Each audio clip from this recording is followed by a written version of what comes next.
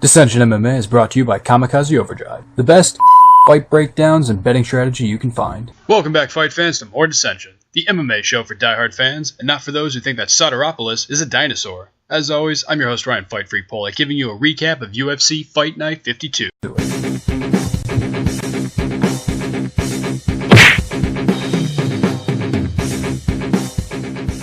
Does anybody like waking up super early in the morning? I don't. It f***ing sucks. So it's a damn good thing the event kicked off with Maximo Blanco and Daniel Hooker. I don't know how the hell Hooker didn't get knocked out in that fight, but whatever his chin is made out of, I need a house made out of the same thing. Johnny Case was smothered in the first round against Takazumi Tokidome, but really let his hands go in the second round. After dropping his opponent, he finished him off with a guillotine choke that put him to sleep. Michinori Tanaka and Kyung-Ho Kang put on the fight of the night. When a fighter got dominant position, it wasn't long until the tables were turned, and then turned back again. The two battled it out until the final bell, coming down to a very close split decision for the underdog Kong. Hyung-Hyu Lim knocked out Takanori Sato in 1 minute and 18 seconds. Okay, I don't know how I can stretch that any further. Sam Sicilia really pressed the action in the first round against his opponent, Katsunori Kikuno. But just like his fight with Cole Miller, he eventually succumbed to a submission. It was a big win for Kikuno. Masanori Kanehara is the real deal. He dominantly outgrappled Alex Caceres for 2 straight rounds. And we're talking about a guy who Uriah Faber had a hard time taking down. Though Caceres came out strong in the third round, it wasn't enough for him to win a decision. And he was just a little more than disappointed.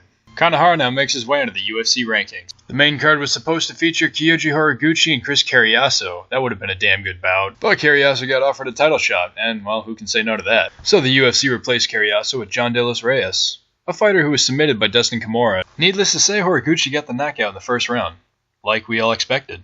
The bout between Kaiichi Kunamoto and Richard Walsh was easily a contender for fight of the night. Not only that, but it was probably the most controversial. Walsh showcased very accurate striking, but couldn't put away Kunamoto. And although the two spent their fair share of time in the clinch, it wasn't until the third round where Kunamoto really turned things around and was able to get Walsh's back, couldn't quite get the submission in, and that's what it seemed like would cost him the fight. But he ended up winning a split decision. In fact, if it wasn't in Japan, I'm pretty sure there would have been a lot more uproar of controversy. Miesha Tate showcased good striking and strong takedown defense against Rin Nakai, but the UFC newcomer was relentless trying to get this fight to the ground, even walking through Tate's kicks and knees just to hold onto a leg. Eventually she was able to get dominant position, but unfortunately for her this was only for a brief period of time, and Miesha Tate ended up walking away with the decision win.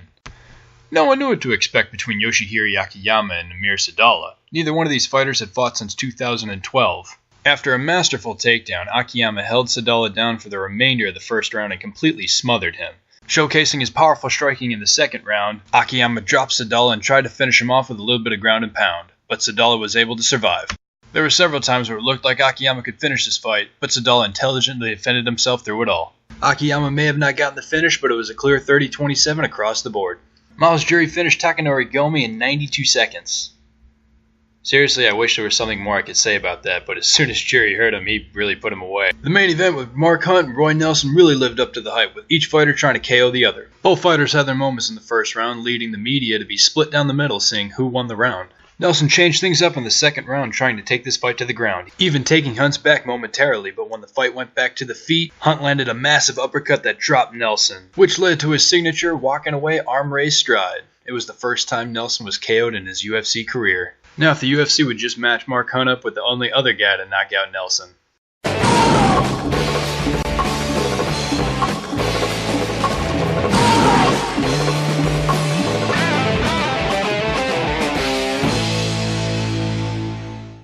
Contact me for your Dissension MMA t-shirts that'll make you look cooler than everyone else. As always, I'm your host, Ryan Fight Freak Polai. We'll see you next time.